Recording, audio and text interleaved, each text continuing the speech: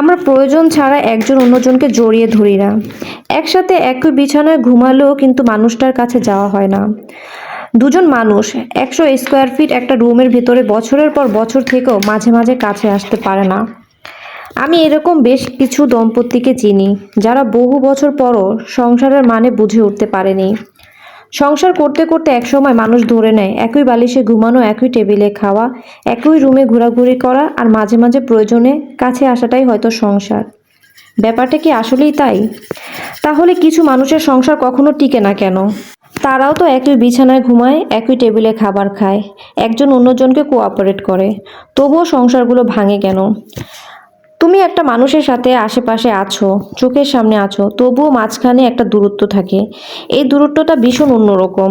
বলা যায় না, বোঝানোও যায় না, সহ্য করাও যায় না। কারো বুকের উপরে শুয়ে থেকেও মাঝে মাঝে নিজেকে খুব একা লাগে। দাম্পত্য জীবনে আসলে আমি কি চাই? সবই চাই, যা যা সবাই চায়। তবে আমি সেটাও চাই, যেটা অনেকেই বুঝতে চায় না। সংসার মানে আসলে অভ্যাস। এই কনসেপ্টটা থেকে আমরা কেন জানি বের হতে পারি না। অভ্যাস অবশ্যই, তবুও সবই কি অভ্যাস? নতুন কিছুই কি থাকে না? আমরা একই ছাদের নিচে থাকি, অথচ কখনো একসাথে আকাশ দেখি না। কখনো সমুদ্র পাড়ে বসে কফির মগ হাতে নিয়ে নির্ভরশীলতার কাঁধে মাথা রাখি না। আমরা কখনো জিজ্ঞেস করি না, তুমি কেমন আছো, তোমার মন খারাপ কেন? আমরা হাত ধরে বসে থাকি না। আমরা প্রয়োজন ছাড়া একজন অন্যজনকে জড়িয়ে ধরি না।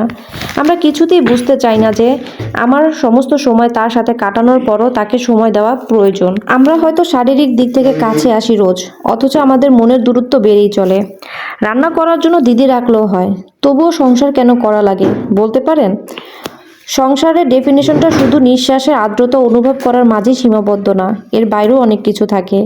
আমি একা, তুমি একা, আমরা একা, প্রচণ্ড রকমের একা। অথচ দিন শেষে আমরা একটা আশ্রয় প্রয়োজন, একজন ব্যক্তিগত মানুষ প্রয়োজন, একটা নির্ভরশীলতার জায়গা প্রয়োজন হয়, সমঝোতা প্রয়োজন হয়, কারো কণ্ঠস্বরে আমার জন্য গভীর ভালোবাসা প্রয়োজন হয়, একটা পবিত্র স্পর্শ প্রয়োজন হয়। এই স্পর্শটা কামনার স্পর্শ নয়, এটা শুধুমাত্র ভালোবাসার স্পর্শ। কামনা ছাড়া ভালোবাসা পূর্ণতা পায় না, এটা ঠিক। তবে কামনাও যে সবসময় ভালোবাসার জন্ম দিতে পারে না, এটাও তো মানতে হবে। সংসারকে অভ্যাস বলে চালিয়ে দেওয়া মানুষরা আসলে ভালোবাসার দায়বদ্ধতাকে এড়িয়ে যেতে চায়।